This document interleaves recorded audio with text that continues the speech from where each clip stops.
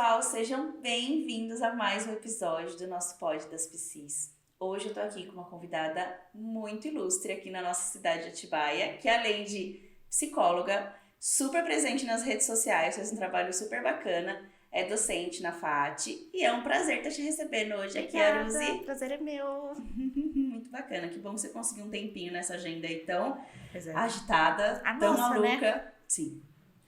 Uma loucura, mas estamos aqui. A agenda do psicólogo não anda fácil.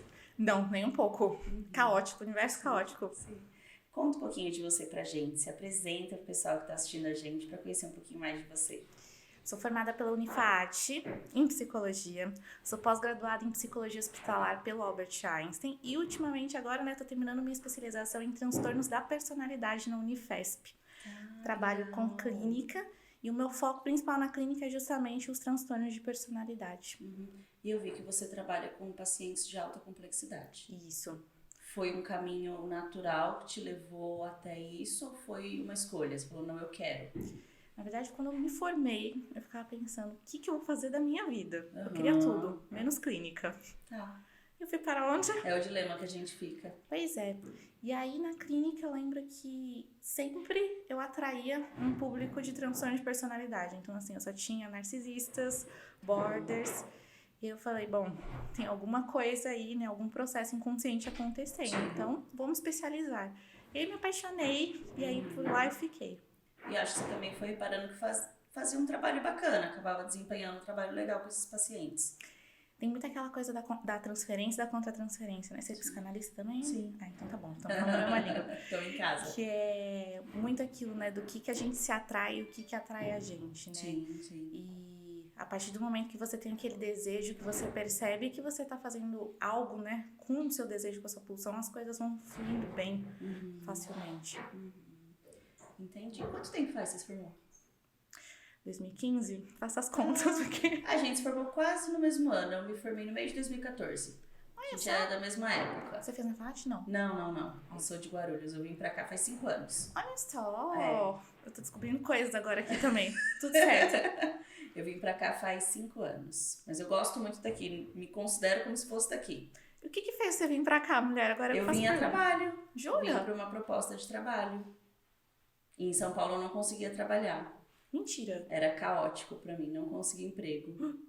No episódio anterior eu comentei da minha dificuldade com a psicologia, que eu até pensei em alguns momentos em desistir, que foi muito difícil. E aí eu consegui um emprego aqui, vim embora pra cá e nunca mais voltei. Uau, seja bem-vinda, que permaneça aqui agora. Sim, eu gosto bastante daqui, acho uma cidade muito boa. Inclusive, acho que a dificuldade de fazer agenda também é uma das coisas mais difíceis, né, na graduação de psicologia. Sim. A gente entra em contato com muitos profissionais, muita formação, e até você criar seu nicho, você estabelecer o que você quer, Exato. Criar sua agenda, conseguir criar seu ambiente, né, entender o que você vai fazer. Quem é você na clínica, né? Que até então você tá desbravando ali, né, tentando entender. É um processo que não é nem tão fácil e nem tão rápido. Pois é, demora. Eu tinha uma professora que falava sempre que pra você fazer agenda ia demorar uns 6 anos. Ai, mas eu detesto essas falas. Eu fiquei traumatizada. Porque isso, elas desencorajam a gente. E você acaba atuando em cima disso, né? Você acha que realmente vai demorar 6 anos pra você conseguir fazer alguma coisa. Não é bem assim, né? Pode demorar mais, pode demorar menos. Exatamente, não é uma regra pra todo mundo. Sim. Tá. E aí, você trabalhando com estes casos, tendo essa especialidade, eu acho que ultimamente a clínica tem tido um aumento expressivo de procura. Porque o pessoal não tá bem. Sim. Não tá legal. Na verdade, acho que até com a pandemia, não sei como foi pra você, mas a gente teve um aumento significativo, né, da demanda, né? Não só de transtorno de personalidade, mas de humor. Pelo fato da gente ficar isolado durante muito tempo, eu percebi que as pessoas elas entraram em contato muito mais intenso com elas mesmas.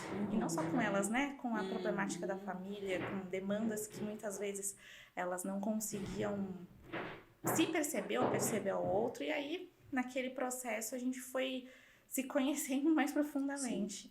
Nem sempre isso é legal, né? Quando a gente faz o pessoal entrou em contato com coisas que são muito delicadas, né? Que precisa de um apoio para conseguir olhar. E aí a gente entra naquela questão do desamparo, né? Sim. O ficar sozinha, ou tentar resolver tudo sozinha, ou o que eu faço com esse momento de solidão, o que eu faço com o novo, quem sou eu. Então, assim, foram, acho que, muitos questionamentos que acabaram fazendo com que as pessoas buscassem, talvez, não uma compreensão, mas elas buscavam sempre a cura daquilo que elas não estavam conseguindo lidar. E a cura não vem tão rápido, né? É um processo. Então, acho que foi uma coisa que causou muito esse desequilíbrio emocional, esse processo da pandemia. E você notou como que aumentaram os casos de suicídio? Aí que tá, né? Será que aumentou ou será que a gente começou a ficar falar sabendo. mais, né? Pode ser. Porque aumentou, que a gente sabe, né, em alguns pacientes, mas também as pessoas começaram a falar mais sobre, né? Igual feminicídio e outras questões. Antes a gente não tinha um olhar direcionado e hoje a gente consegue falar abertamente, mais ou menos, né? Sobre suicídio. Inclusive, acho que isso é uma coisa que seria bem importante, né? A gente falar sobre morte, porque ainda falar é tabu. sobre suicídio. Ainda é tabu. Aí chega o setembro amarelo, aí fala-se sobre, eu acho super importante ter um mês voltado a falar, assim como com todas as outras questões, mas a gente também tem que falar o resto do ano. Sim. E eu noto que para muitas pessoas ainda é tabu. É como se não existisse, não acontecesse. E aí quando a gente fica sabendo o que aconteceu, nossa, você viu, mas fulano? como? Na verdade, tem muito esse preconceito, né, sobre o que é o suicídio. As pessoas, elas criaram um rótulo, né, de que o suicídio às vezes pode ser, nossa, tá louca a pessoa, como que ela faz isso? É falta de Deus, é falta de fazer alguma coisa, ou quer chamar atenção, quem quer se matar, se mata. E falar sobre o suicídio faz com que a gente consiga compreender melhor, né, essa temática, né, e a gente lidar melhor com as pessoas também. Sim. Mas você acha também que está relacionado, porque eu penso muito nisso, está relacionado com o momento da nossa sociedade? Que a nossa sociedade está muito adoecida? Tá. Eu acho. Você acha também? Eu acho. Na verdade, acho que o adoecimento ele foi ficando cada vez mais presente na nossa sociedade, né? Muito se fala, pouco se faz. As pessoas, elas usam muitas teorias, elas verbalizam muito sobre o que é bonito e o que não é, mas na prática a gente não consegue colocar a empatia em prática, a gente não consegue escutar o outro, a gente não consegue estar com o outro. As pessoas ficaram muito egoístas, não, mas solitárias nos processos delas. Não, e eu acho que não só solitárias, eu vejo um movimento, e aí não só quando eu penso no sofrimento de cada um, mas de sociedade também, superficiais. Exatamente. As pessoas têm vivido, até nas relações, uma superficialidade terrível, preocupante. E aí, por isso que na hora que elas olham um pouquinho mais profundo, que elas mergulham um pouquinho mais profundo, é muito doloroso, é muito angustiante. Assusta, né? Parece que elas sempre estão atuando. Isso vai ficar bonito, isso vai ficar legal, isso vai ser bacana, isso vai me dar status, visibilidade. Mas na hora de eu ser, onde eu fico ali naquele caminho. Acho que é bem aí mesmo. E aí quando a gente pensa que hoje a gente fala muito mais, estamos aqui batendo um papo sobre saúde mental e a gente liga a TV, tá falando disso, abre o Instagram, tá falando disso, você consegue ver quão positivo tá sendo a gente falar um pouco mais de saúde mental? Eu percebo que hoje em dia a psicologia, não só a psicologia, mas a psiquiatria, ela tá tendo um novo olhar. Então, assim, tá mais desmistificado ali, né? As pessoas conseguem entender um pouquinho que você ir ao psicólogo não significa que você é louco ou que você tem uma doença.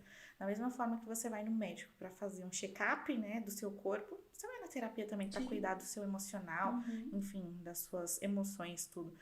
Então, assim, hoje em dia eu percebo que as pessoas conseguem ter uma compreensão melhor, mas não total. Ainda existe aquele preconceito, né? Nossa, mas você tá indo na terapia por quê? Você tá louca? Ai, você não precisa. Nossa, não existe. Não, e tem também aquele pessoal que fala assim, mas vai fazer um exercício, é a mesma coisa. Vai conversar com sua amiga. Isso. Ainda tem esse pessoal. Não que não seja bom fazer exercício, não, é ótimo. Tomar café, mas são coisas eu completamente... super recomendo. Eu acho que é um complemento com o nosso trabalho. Mas uma coisa não substitui a outra. Diferentes. Exato. Completamente diferentes. Mas, não sei se você percebe, mas eu percebo que as pessoas hoje em dia, elas a geração nova. Sim. Eu percebo que ela tem um reconhecimento melhor da profissão desse lado da saúde mental. Não, e agora você falou um negócio que eu acho interessante. Eu noto que os adolescentes, em especial, eles têm hoje muito mais, não sei se é facilidade, mas eles expressam mais. Uhum. Se eles sofrem, eles expressam. Se eles amam, eles expressam. Uhum. Eles mostram muito mais as emoções. E aí, a geração, os pais desses adolescentes, que é uma geração um pouquinho antes de nós, Sim. ainda tem muitos que se incomodam com isso, que não sabem como lidar com esse expressar o sofrimento, expressar o sentimento. Então, são até frases que eu fico meio assim, quando eu ouço. Mas ele só tá sofrendo por quê? Só estuda. Sendo que a adolescência, a gente sabe que é um período totalmente conturbado, Sim. cheio de questões, cheio de dúvidas, mas só estuda, não faz nada. É a única obrigação. Pra que tá sofrendo? Ai, que frescura. Ai, que mimimi. Eu detesto na hora que falam que é mimimi, eu fico muito brava. Eu também. Ai, que isso, que aquilo. E não se preocupam em tentar compreender o que tá acontecendo. E eu vejo que, sim, eles entendem muito mais. Tipo, não, eu preciso fazer minha terapia, eu preciso ir no meu psicólogo, eu preciso Sim. bater um papo, preciso pensar a respeito disso. Eles entendem um pouco Sim. mais. Então, nesse ponto, eles estão À frente. um passinho à frente. Ou 2. É. Ou 3. Sim. E é muito uma questão de cultura, né? Sim. Pelo menos meus pais são bem mais velhos do que a normalidade. E eu percebo que essa geração mais antiga, ela era muito rígida, né? Então, você falar sobre alguma coisa, falar sobre sexo com o filho, falar sobre sentimentos... Tabu total. Era uma coisa de, nossa, mas como assim eu vou falar disso com meu filho? Não, ele vai aprender sozinho. Ou então, eu vou desvalorizar. Então, assim, para eles, a desvalorização do sentimento, a desvalorização daquilo que o outro tá passando, era uma forma de impulsionar ele a ficar bem. Então, era uma comparação. Mas, pô, por que você tá assim? Tem gente muito pior que você. E aí, eles foram crescendo com isso e foi passando, né? Como uma maldição familiar, vai passando de geração para geração. E acho que hoje, pelo fato da gente ter um acesso muito mais fácil à internet, né? As pessoas acabam tendo uma compreensão, uma psicoeducação maior. E aí elas vão compreendendo isso. Que eu acho bacana, né? Sim. E você tá super presente nas redes sociais. Tô, eu gente, acho passando máximo. vergonhas.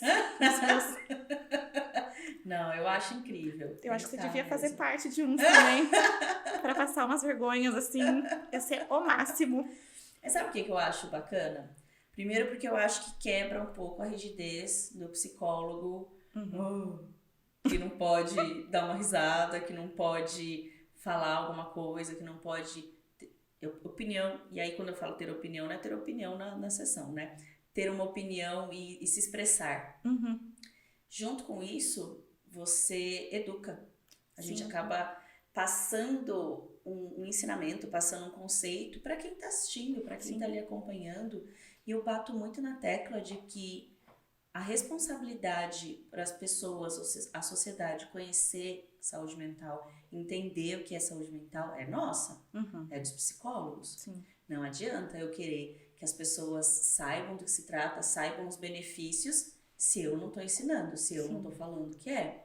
E eu acho que essa forma é uma forma lúdica, é uma forma bacana, é uma forma que está ali acessível para todo mundo. E é o que está em alta também, né? A gente estava até conversando antes. Sim. É o que o povo tem mais acesso fácil ali na hora. E você gosta? Eu gosto. Assim. Tá. Isso é uma vergonhinha que a gente passa, mas eu fico pensando o tempo inteiro sobre o que eu vou fazer, o que eu posso passar para as pessoas. Eu trago muito dos meus pacientes, então eu vejo qual que é a demanda, conversa com amigos, com família, eu vou observando e aí eu vou fazendo os vídeos. Fazendo um conteúdo a partir dali. Pois é.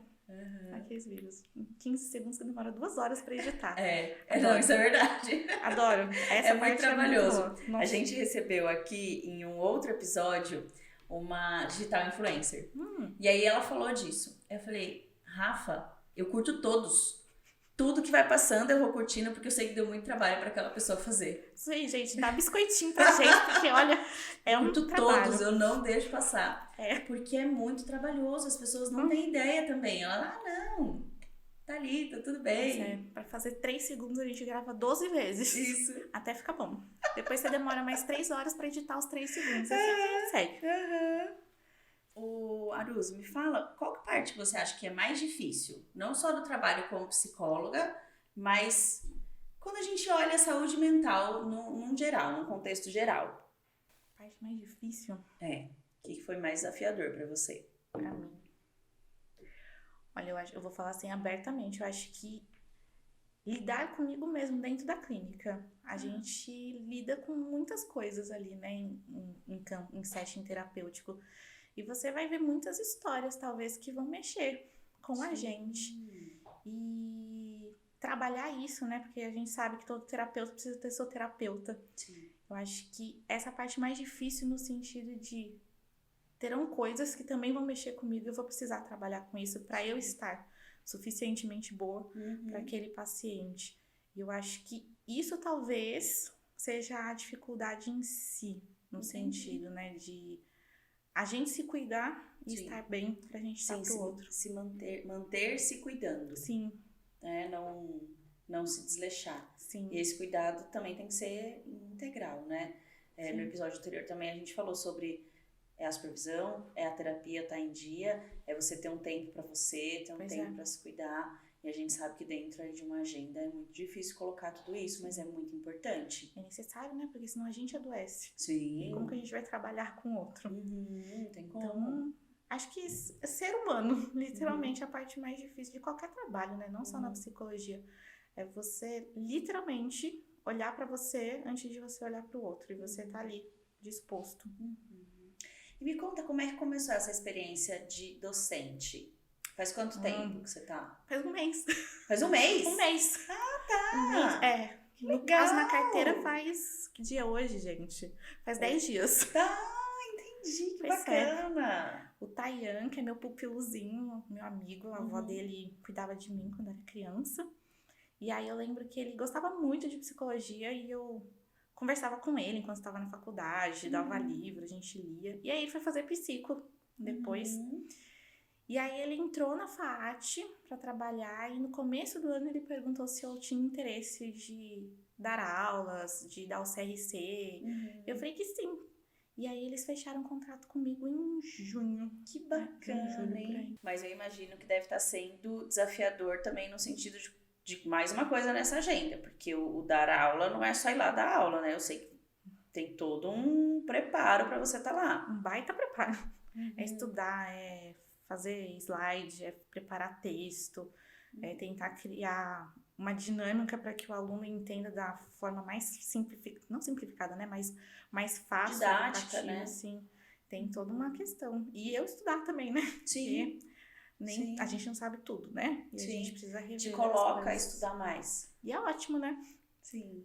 É que a gente precisa. Sim. Eu sempre falo que eu me vejo em falta, em déficit com os estudos. Que é isso, Paula? É verdade. Eu acho que é verdade que eu sempre tenho que estudar um pouquinho mais. Ah, não, tem que estudar mais, tem que estudar mais, tem que estudar mais. Te dá uns livros também que agora. Não tá o suficiente. É também uma questão nossa, né? Às vezes a gente é muito difícil ter a percepção do que você já tá fazendo. Sim. Então, em outros campos eu consigo ter uma percepção tranquila. Mas quando eu penso nos estudos, e eu acho que a nossa formação coloca um pouco disso. Sim. Porque são 5 anos e depois as pós, mas são intensos.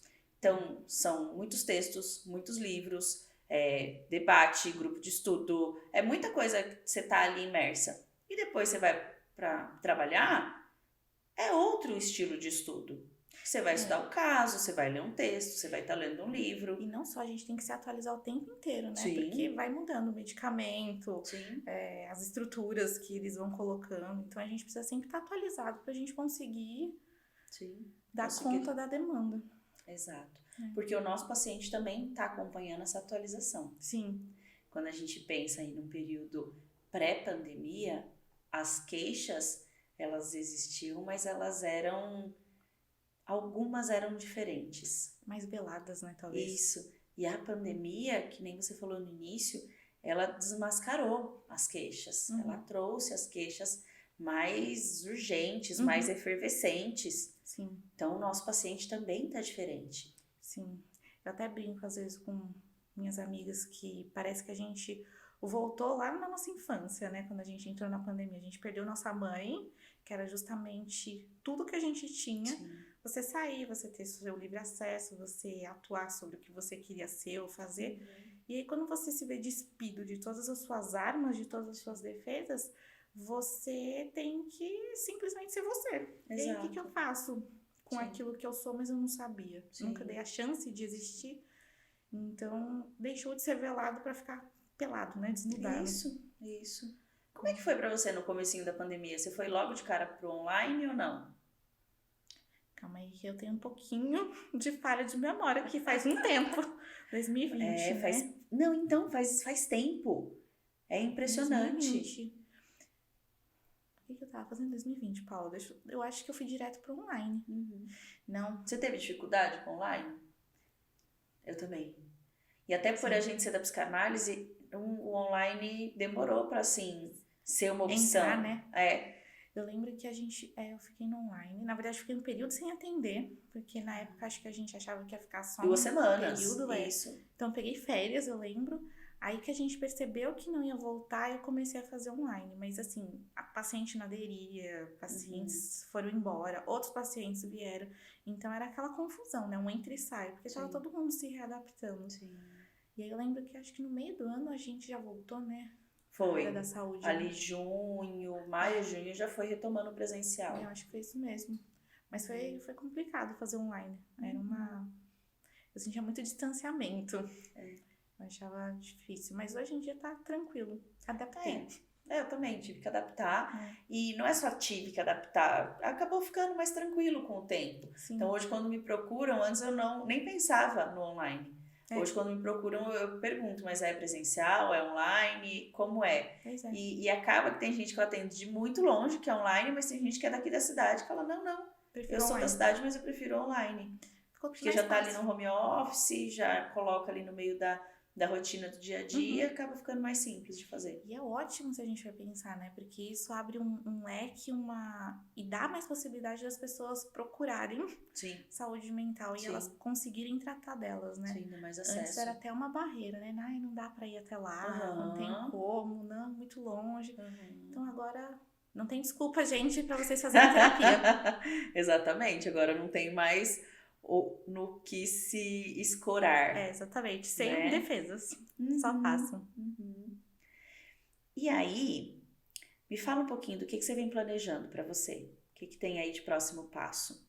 Que você tá com consultório, acho que de uma forma que te agrada, pelo que você me falou. Tá dando aula, tá atuante nas redes sociais. O que tem aí de planejamento? Quero tirar férias. Boa! Isso é uma coisa. Mas meu próximo passo, eu vou terminar a especialização em março e eu pretendo começar mestrado agora. Que legal. E aí eu tô pensando ali no que eu vou fazer, no que eu vou trazer, pensando sobre o que vai ser interessante. Mas mestrado é um dos meus próximos objetivos, que é o que eu mais quero mesmo. Sim. Tá. E aí você me falou que a parte que você nota mais difícil hoje na clínica é talvez essa separação, fazer o que você sente para aquele momento com o paciente. E quando a gente pensa numa questão de sociedade e de adoecimento, o que você acha que hoje é o mais difícil? O que é o que está mais alarmante? Eu acho que ainda é a desvalorização dos sentimentos, mas acho que em contrapartida, da mesma forma que é fácil você entrar em contato com conteúdos que são favoráveis ao seu crescimento, você entra também em contato com conteúdos que são desfavoráveis. Então é como se a gente lidasse direto com aquela pulsão de vida e a pulsão de morte. Sim. Eu lido com algo que é bom, que vai me crescer, que vai fazer com que eu entenda melhor sobre minha pessoa, sobre o mundo, mas ao mesmo tempo eu tenho muita facilidade de entrar em contato com aquilo que é mortífero. Sim. Então, assim, a gente precisa tomar muito cuidado, né, com o que a gente vê, com o que a gente posta, com o que a gente fala, porque uma frase, ela pode ter uma gama enorme de conteúdo. E aí, o que eu faço com isso, né? Então, assim, acho que essa é a parte mais difícil que a gente vive hoje, lidar com esse mar de informação que pode ser construtivo ou destrutivo. Sim. Não sei o que você pensa disso, mas... Não, eu fico muito preocupada com a quantidade de informação, eu fico muito preocupada com a presença, não é nem a presença, mas com o bombardeio de rede social e do que vão achar, do que vão pensar, do like, se vão gostar de mim, se não vão, quanto que essa aprovação começa a ficar pesada. Sim. Eu tenho muito receio de para onde a sociedade caminha, em termos de adoecimento. E se a gente for pensar, tudo aquilo que a gente escuta, tudo aquilo que a gente vivencia, de alguma forma vai ser introjetado na gente. Sim. E aí a gente vai formando papéis dentro de nós. Então, uma coisa que até que eu tava conversando essa semana, né? A forma como a gente fala de nós é a forma como os outros vão começar a ver a gente. Sim. Então, se eu vejo muitas coisas na internet e eu vou me alimentando daquilo, e eu vou transformando aquilo como a minha realidade, eu vou começar a vivenciar aquilo de forma verdadeira. Não que isso não seja real, é real pra você naquele momento. Sim. Só que até que ponto aquilo vai ser bom? Nossa, eu sou muito estranha, eu sou muito esquisita, eu sou feia, eu sou não sei o quê. E aí você vai vivendo Tudo esses vira um papéis. problema. Aí as nossas características que são nossas e que estão presentes ali, e que é a nossa singularidade. Dependendo da vibe que você entra, dependendo do como você recebe aquele conteúdo, é um problema. Você deixa de olhar a sua essência, suas qualidades se tornam um defeito, seus defeitos são potencializados, e aí você tá literalmente naquele ambiente mortífero de novo, né? Sim. A gente não consegue olhar para as nossas potências e falar, putz, eu sou assim, que legal. Mas eu tenho esses defeitos. Tá, legal. Quem tem defeitos? Faz parte, né? Tudo bem. E uma coisa que a gente tem que lembrar, né? O outro sempre vai olhar pra gente com os olhos dele. Sim. E assim, muito do que o outro vai falar sobre nós tem a ver com ele também. Então assim, por que será que eu tenho que absorver tudo? Exato. Qual é a minha parte, né? O que eu posso fazer pra entender quem sou eu, quem é o outro, quais são os limites das relações. Então eu acho que tá muito, como eu falo, misturado tudo. Generalizado, eu acho. Sim. A gente generalizou sentimentos e emoções para elas fazerem parte de um único sintoma. Sim. Então, se eu tô com... se eu falo sobre, ai, nossa, hoje eu tô cansada, eu não queria acordar. Nossa, amiga, mas como assim? Às vezes ela só tá verbalizando, ou então pode ser um sinal que realmente as coisas não estão bem. Mas as pessoas talvez pararam de deixar as pessoas sendo seres singulares e elas generalizaram elas numa sociedade doente. Sim. Todo mundo passou a ser doente ou todo mundo é saudável e as pessoas acabam não existindo. Sim. Quando eu penso nisso do todo mundo doente, eu fico pensando um pouco na medicação até. Futuramente a gente vai fazer um episódio falando sobre isso, mas o quanto que o medicamento, a solução rápida, passou a ser cogitada por todos, por adolescentes, por pré-adolescentes, por todo mundo. Medicamento para tudo.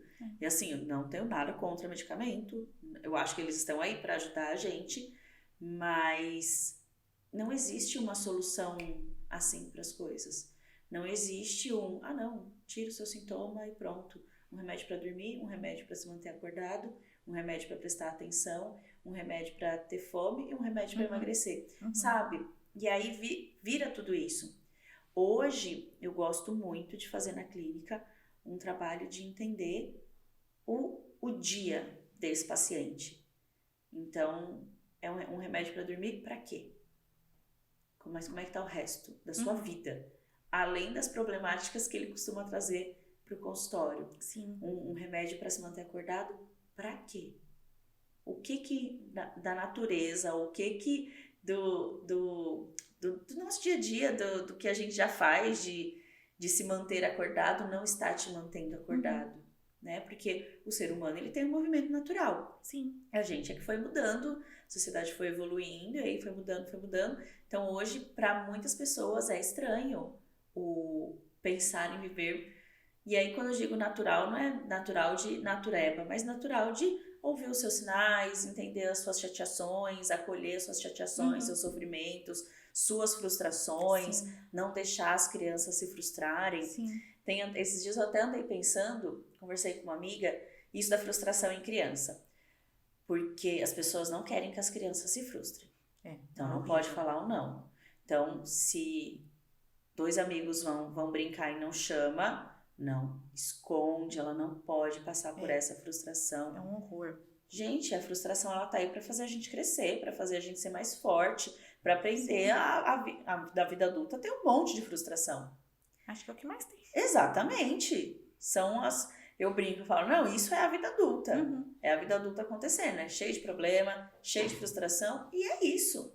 Não tem muito para onde você correr e viver um mar de rosas, né? Viver ali o bem-estar, a plenitude que o feto vivia, se a gente pensar até. Pois é, a gente sem estresse naquela época. Exatamente. Não tem como. Não tem mais aquela paz que vivia na barriga da mãe, ela não vai existir mais. A gente até tenta, sim, por meio justamente dos psicotrópicos. Sim. Até você tava falando, né? Tava aqui pensando. Hoje em dia a gente vive até numa rotina que as pessoas elas querem ter um diagnóstico para elas conseguirem nomear aquilo que elas estão passando. Exato. Então, por exemplo, putz, eu não tô bem, faz 1 ano já que eu não tô bem. Tá, mas por que faz 1 ano? Ah, eu perdi minha família inteira num incêndio. É natural que você não esteja bem, mas vamos tentar entender. E o diagnóstico ele passou a ser, não sei, pelo menos eu vejo, como um alívio para aquilo que eu não sei lidar. Putz, eu tô com hiperatividade. Ah, mas eu acho que eu tenho TDAH. Não, às vezes você só tá agitado e tá com um processo ansioso. Exato. Nossa, eu tô com dificuldade para dormir. Eu acho que eu tenho, sei lá, bipolaridade. Eu tô na mania. Não, às vezes você só tá com uma rotina ruim. Na semana passada, retrasada, meu Alzheimer aqui tá precoce. Eu tava conversando com um colega e a gente tava falando até sobre essas medicalizações, né? De como elas funcionam e do porquê que a gente medica, né? E a medicalização, ela tem que ser justamente um braço, um suporte para quando a terapia não consegue dar conta de processos químicos no seu cérebro. Exato. Existem transtornos que, obviamente, só a terapia a gente não vai dar conta. Mas ele não precisa ser um suporte no sentido de tampar aquilo e aí eu tô bem. Porque o seu sintoma, né, o gatilho tá dentro de você. A gente vai precisar tratar da mesma forma. Então, psicologia e psiquiatria, elas têm que andar de mãos dadas. E não, ai gente, não, só remédio é bom ou só terapia é boa. Cada caso é um caso. Tem gente que não vai precisar de medicamento e tá ótimo. Isso, ainda bem que tem o medicamento. E tem gente que vai precisar e também tá ótimo.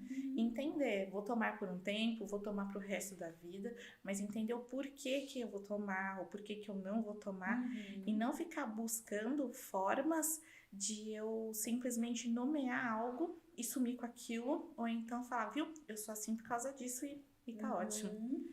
Então, assim, acho que esse cuidado é bem bacana, né, pra gente pensar. Mas você falou do TDAH, eu fiquei pensando, é impressionante o quanto hoje em dia se fala em TDAH. Sim. É impressionante e é espantoso também. Sim. Eu não sei se é porque antes a gente não falava sobre TDAH ou se de alguma forma as pessoas generalizam qualquer sintoma, qualquer sinal como TDAH, né? Isso.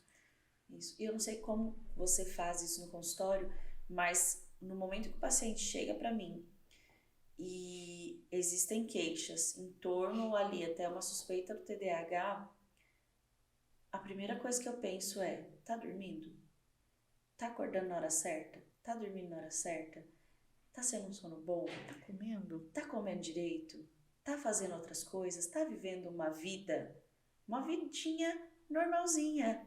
Tá às vezes chata, energia, né? Isso, às vezes chata, gastando energia, fazendo coisas, tendo amigos, namorando. Essa vida toda, como ela tá? Porque às vezes tá uma vida toda cagada. Mas eu acho que é TDAH. Não, é TDAH. Mas tá tudo errado. Tudo cagado. Não, mas é o TDAH? É.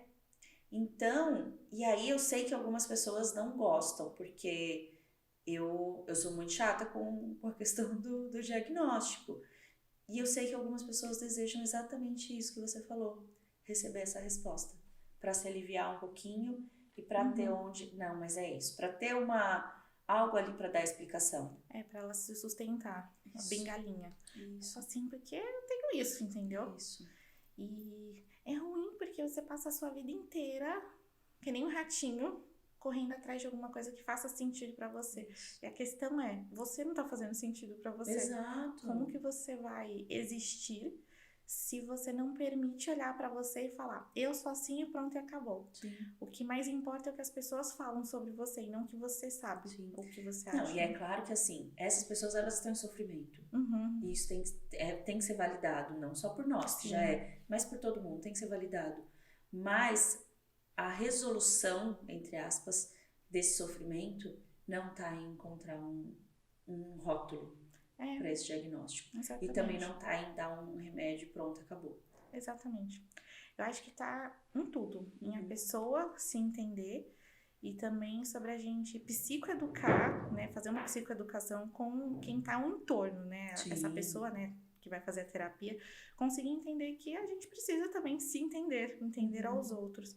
Acho que é tudo uns gominhos de laranja que juntos vão exato. formando uma laranja só. E aí a gente vai se tornando humanizado com o tempo. Acho que é isso. E Aruzi, pensando que mês que vem, já tá aí chegando, tem Setembro Amarelo, o que você acha que não pode deixar de ser dito? Falar sobre morte, eu acho que a gente entender que as ideações suicidas, o suicídio, os sinais que a gente dá, eles não são alarmes do tipo, quero chamar atenção ou, ai, deixa eu brincar aqui. Não, são formas de pedir ajuda e pedir socorro. Eu acho que até é bacana a gente falar sobre isso, né? Quando alguém se corta, quando alguém fala sobre, né, entre as linhas, putz, hoje eu não queria sair da cama, eu queria morrer, ou nossa, minha vontade é de ficar aqui e não acordar, ou falar, verbalizar, olha, um dia eu vou me matar, aí você... Então, assim, são sinais que as pessoas dão justamente... São sérios, né? Sim, e elas estão pedindo ajuda. Então, assim, por favor, não desvalorizem isso. Entendam que essa pessoa, ela tá pedindo um lugar para ser escutada, para ela falar sobre isso. Eu acho que a melhor forma que a gente tem de ajudar é a gente saber escutar, sem a gente julgar, sem a gente desvalorizar, sem a gente falar, putz, ai, mas para com isso. E até mesmo quando a gente fala assim, meu, mas a vida é tão boa, para de falar isso. Pra você pode estar boa, mas para aquela pessoa, para ela chegar nesse nível de sofrimento tão intenso, é porque imagina o tamanho da dor que essa pessoa tá sentindo. Então, escute, diga que você está lá, não seja invasivo, no sentido de a pessoa vai ter o tempo dela para falar sobre aquilo. Então, nossa, Paula, eu percebo que tá difícil, mas eu tô aqui com você. Um acolhimento, né? E eu quero que você saiba que quando você quiser falar, eu vou estar aqui e a gente pode conversar, a gente pode sair para tomar um café, mas que você não tá sozinha. E lembrar o quanto aquela pessoa é especial, não da boca para fora, porque todas as pessoas têm uma importância na vida da gente, né? Mas literalmente lidar com esse outro como um ser humano. A sua dor não é igual à minha e vice-versa. E todas as dores têm um grau. E só a gente sabe aquilo que a gente carrega, né? Seja pro outro pequenininho, mas pra mim é enorme. E é isso que importa. O que importa é o que a gente sente, como a gente lida. E o que importa é como a gente vai lidar, né, com esse outro. O outro é um ser humano. E a gente tem que lidar. E eu sempre penso que se chega a ponto da pessoa se abrir, sem ser ali num setting terapêutico, dela falar para um conhecido, para um amigo, para uma pessoa que tá muito difícil, é porque tá difícil pra caramba. Sim. Porque tem um desafio em falar isso em voz alta. Em verbalizar isso. Já é desafiador. E aí, muitas vezes, a outra pessoa não acolhe. E aí ela vai Cara, se calar. isso é terrível. E a gente fala, putz, mas por que você não tá falando mais nada? Nossa, mas você não fala. Claro! Estou sendo julgado ou você não tá me ouvindo. Eu prefiro ficar quieto. Então, assim, fazendo cada uma a sua parte, eu acho que as coisas vão tomando um rumo bem diferente na nossa vida, né? E assim, o que você talvez acrescentaria? Que a gente sabe e acredita da necessidade e a importância da terapia. A gente conhece a necessidade do medicamento para alguns casos. Além disso, o que você acha que é interessante, pensando também nesses pacientes em sofrimento intenso? Eu acho que olhar para a demanda de cada um e entender o que aquela pessoa precisa. Eu acho que cada um vai ter uma demanda específica. Uns vão ter uma demanda de fazer um exercício físico, outros vão ter uma demanda de fazer, sei lá, viagens, outros vão ter demanda de sair. Mas entender de fato qual é a história daquela pessoa. Sim. A cura, na verdade, né, a melhora dos sintomas tá dentro de você. Sim. E a gente só consegue acessar isso a partir do momento que eu esteja aberto para conseguir falar sobre mim e o outro que está à minha frente, que eu espero que a gente sempre esteja aberto para escutar, a gente consiga desmistificar esse quebra-cabeça. Porque nada vai fazer sentido se a gente não entender qual que é o nosso propósito. Sim. Então, a gente precisa entender qual é o meu propósito e o que faz sentido para minha vida. A partir do momento que eu entendo isso, eu acho que tudo caminha. Sim. Eu vou saber o que eu quero, o que eu não quero, eu vou saber falar não, eu vou saber falar sim, eu vou saber quando parar, quando retroceder, quando andar. Então, eu acho que tudo tá dentro da gente. Sim. Acho que é isso. Sim. Não sei se fez sentido isso. Fez muito e tem que acessar isso. O negócio é que às vezes a gente precisa estar acompanhado para acessar. Sim. O acessar sozinho todo esse conteúdo às vezes é muito angustiante. E às vezes a gente fica perdido. E às vezes a gente nem quer acessar. A Sim. gente simplesmente se fecha e fala, hoje eu não quero, não tô afim. Mas, no seu tempo, não adianta a gente falar, putz, eu preciso fazer terapia, mas eu não quero. Aí você Sim. vá no tempo, entenda quando você vai estar disposto ou quando você vai estar bem pra conseguir fazer essa jornada. E aí tá tudo certo. Não tem obstáculos, mas tá tudo bem. Exato. Cara, foi demais te receber. Obrigada! Muito obrigada. E assim, obrigada pelo seu tempo, obrigada pela disponibilidade. E eu sempre falo para quem vem aqui que o nosso tempo é o nosso bem mais precioso. Sim. Então, você investir um tempo de sair da sua casa, vir aqui, bater esse papo, tem um antes, tem um depois. E a gente sabe que não é tão simples. Muito obrigada por ter vindo. Agradeço. Foi um imenso prazer te conhecer, enfim, pessoalmente. Gente, ela é uma graça, né? ela tá tão bonita de batom vermelho hoje. Foi um prazer te conhecer pessoalmente. prazer Eu já admiro demais seu trabalho. E vamos pensar depois em mais episódios, em mais bate-papos, em mais rios, em mais micos. Isso, que deixa aqui gravado, entendeu? Vá pro ar que ela vai gravar rios e passar vergonha comigo. E é isso, check. É sobre isso. Fala como é que o pessoal te encontra. Tá, Aruze Psicóloga no Instagram e só no Instagram. Só no Instagram, Só por no enquanto Instagram. já dá bastante trabalho, né? Exatamente, lá tem a bio, tem telefone, meios de contato. E aí, entrando lá, já dá pra me contactar. Tem acesso a tudo. Sim. Bacana. E muito obrigada, adorei partilhar esse momento com você, te conhecer, foi muito bom, foi muito gostoso. Acho que todas as vezes que a gente tem essa partilha, a gente aprende mais um pouco, né? Sim. E de novo, ela é uma graça. Obrigada. Adoro. Bom, vocês encontram no paula.psicóloga e também toda quarta-feira às 10 da manhã no Spotify e às 8 da noite no YouTube, aqui no Pod. Se você assistiu esse vídeo até aqui, curta ele, se inscreva nesse canal para me dar uma força e para ter mais conteúdos assim nos próximos meses, semanas, para continuar produzindo, né? Até o próximo episódio.